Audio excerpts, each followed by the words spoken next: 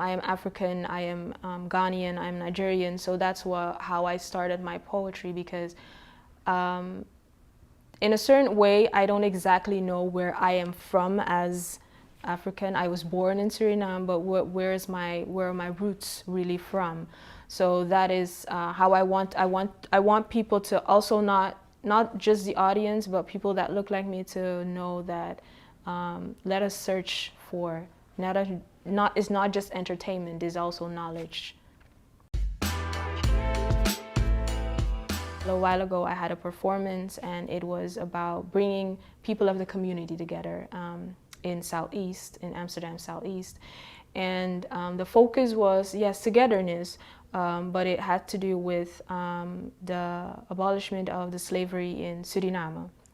But I was thinking, yeah, if we have togetherness and we still don't talk about what happened, how are we going to build that or kind of create that group of, togetherness? So I started with, I am African, I am Ghanaian, I'm Nigerian. So that's how I started my poetry, because in a certain way, I don't exactly know where I am from as African. I was born in Suriname, but where are my roots really from?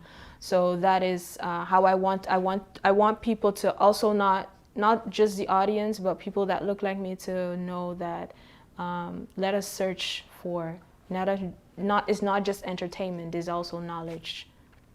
Yeah.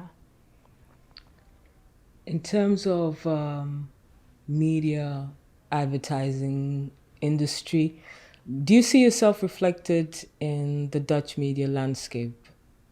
No. No. What I remember, for example, is I'm not so much more someone that watches TV as much. I'm more watching, programs on the internet and series. So I search for programs that represent me. But what I noticed when I came here and when I was watching TV, you rarely see movies or series where you are being represented, or commercials where we are being represented. And if you do see a movie, and then it's just one kind of actor, one kind of person, and it's being repeated constantly and constantly. So I think we are in it's such a modern time right now, but it's still not sad, because we can. I think if we work together, as the community, if we work together, we can create that for ourselves. But I think it's very kind of strange that that's not at all being, or not as much being represented. I don't see myself, being represented. No. Yeah, so I think it's strange, but I don't see it. You say you don't watch. Is the sound okay or pretty shitty? Yeah, it's a bit, but It's what can we livable. do? Okay. Yeah. You talked about not seeing yourself reflected in the Dutch media landscape, and also you don't watch that much TV. Where do you see yourself reflected then? I search for commercials, for example. I search for series. I watch a lot of, or I listen to a lot of podcasts, and within just listening to the podcast, sometimes there is a speaker who is maybe from Jamaica or from Ghana, and then I try to search and see that person, and then I can find those people that look like me. But if I don't look for it, I don't find it, I don't see it. So the thing with social media, for example, is a good thing. That's right. It can be good and bad in ways, but because you have the ability to search for it now, it's easier to search for it, but to see it, it's kind of up to you to go look for that example and the representation of yourself. I know that growing up as a person of diaspora living in England, My reference points and those of my peers was America. So even though we didn't see ourselves on British TV at the time, we're talking 80s, 90s, we had reference points in the US. And I feel that that is a reference point for the whole diaspora in some senses. So my question is that do you agree that that is kind of like the cornerstone in terms of media representation for Black people around the world? Or what are your thoughts outside of the continent of Africa?